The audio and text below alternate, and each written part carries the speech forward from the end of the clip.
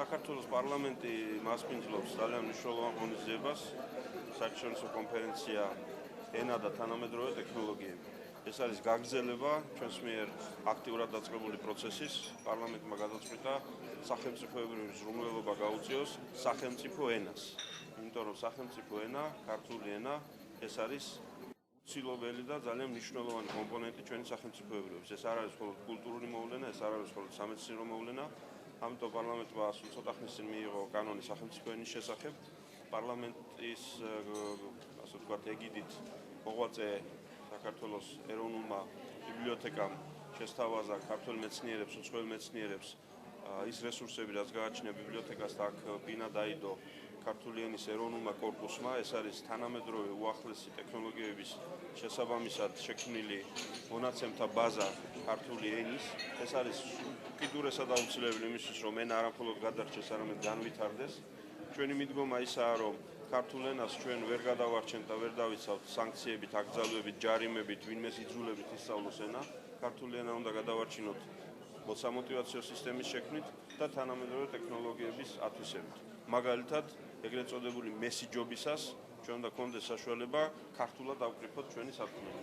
ინტერნეტში უნდა გქონდეს საშუალება ქართული სიტყვებით და ქართული ასოებით გქონდეს ერთმანეთთან კომუნიკაცია.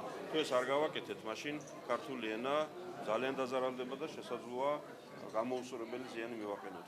მე დღეს კონფერენციაზე აღვნიშნე, რომ ერთი წუთი წარმოვიდგინოთ, რომ ვახტანგ მეექვსეს ბეჭდვითი ტექნოლოგიები რომ არ შემოეტანა და ბეჭდური ქართული ენა არ დაემკვიდრებინა ქვეყანაში და გაეზარდა სანქციები ენის დამახინჯებისთვის. მაშინ რა მოხდებოდა? მაშინ ქართული ენა გაქრებოდა, იმიტომ რომ თავის დროზე ბეჭდური ტექნოლოგიების შემოტანა იყო ისეთივე ნოვაცია, როგორც დღეს არის ინტერნეტი და სხვა ელექტრონული ტექნოლოგიები. ძალიან სასიამოვნოა, რომ ქართველი მეცნიერები ამ საქმეში აქტიურად არიან ჩართული, მათ თავიდანვე აუღეს ალვო თანამედროვე მოთხოვნებს და ჩვენ გვაქვს იმ სტანდარტების მონაცემთა ბაზა, რაც საჭიროა დღევანდელ მსოფლიოში. პარლამენტი, როგორც გითხარით, აღმოუჩენს დახმარებას საკანონმდებლო დონეზე და ყველა სხვა დონეზე სახელმწიფო ენის განვითარებას. და კიდევ ერთი, არ უნდა დაგვაუწყდეს, რომ საქართველოს კონსტიტუციის მიხედვით ქართული ენის გარდა აფხაზეთის ტერიტორიაზე სახელმწიფო ენად აღიარებული აფხაზური ენა. ამიტომ აფხაზური ენის, როგორც საქართველოში, ერთიან და მთლიან საქართველოში ერთ-ერთი სახელმწიფო ენის მოვლა-პატრონობა ასევე ქართული სახელმწიფოს საქმეა და ამ მიმართულებითაც ბევრი რამ გაკეთდება.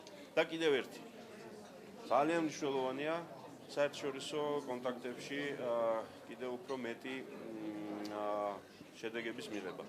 არის რამოდენიმე ცენტრი მსოფლიოში, მაგალითად გოეთეს სახელობის ფრანკფურტის უნივერსიტეტის წარმომადგენლები გვესწრებიან, სადაც სწორედ ქართული ენის კორპუსის ერთი დიდი სეგმენტი დამუშავდა. სულ ცოტა ხანში ჰარვარდის უნივერსიტეტის წარმომადგენლები ჩამომზადებიან საქართველოში და პრაქტიკულად ძალიან ახლოს ვართ იმასთან, რომ ჰარვარდის უნივერსიტეტში გაიხსნას ქართოლოგიის ცენტრი, რომელშიც კიდევ ერთი სერიოზული კერა გაჩნდება ქართული ენის და კულტურის შესწავლით დაინტერესებული პირებისთვის და ასევე ჩვენ მოგვეცემა საშუალება მეცნიერულ დონეზე, მაღალ პრესტიჟული უნივერსიტეტების დონეზე ჩვენი ქართული ენის და კულტურის გატანა მოახერხოთ. აქ მუშაობა ბევრი მხრიდანაა საჭირო, სახელმწიფოს მხრიდანაც, ქართველი მეცენატების მხრიდანაც და დარწმუნებული ვარ, რომ ეს გაკეთდება.